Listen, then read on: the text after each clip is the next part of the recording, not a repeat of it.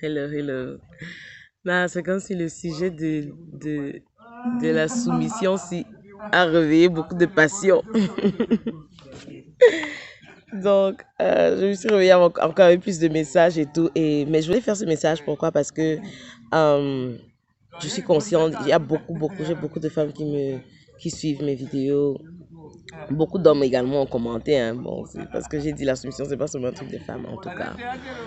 Beaucoup de femmes qui suivent mes vidéos et j'aime un groupe de femmes épouses dont il y a des problèmes réels, comme le problème d'abus physiques.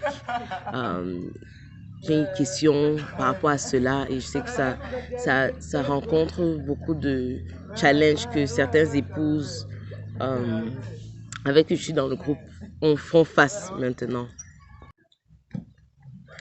Déjà, je vais dire prime abord, pour une relation où ton mari te tape, te bat, qui est abusive, Dieu n'a pas dit que tu te soumets à l'abus et au battement, à être un punching ball pour quelqu'un.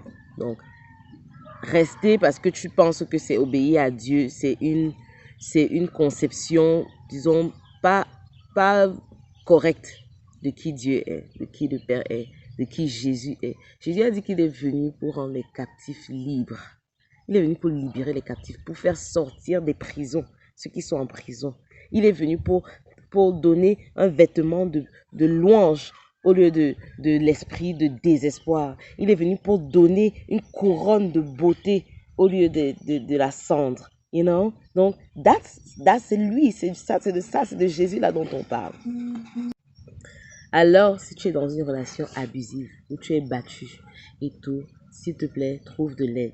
Si tu aimes ton mari, il y a le yamo et tout ça, vraiment, honnêtement, quand ça devient vraiment abus physique et tout ça, qu'on te bastonne et que tu peux même mourir, vraiment, aime-le de loin, si possible.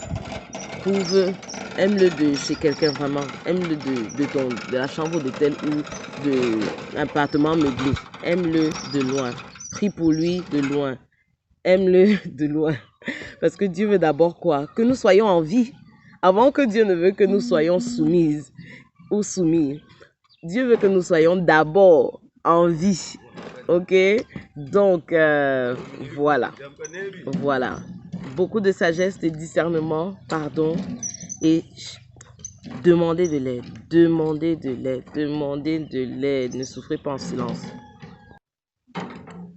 Surtout, ne souffre pas en silence, ne souffre pas en silence, ne garde pas le macabo en disant que je veux garder la face, je veux pas qu'on sache ce qui se passe. Si tu es dans une relation abusive, parle-en à ton pasteur, parle-en à un thérapeute, parle-en à, je sais pas, à, les services sociaux, parle-en, ne reste pas silencieuse sous le joug de l'abus, sous le joug de la captivité.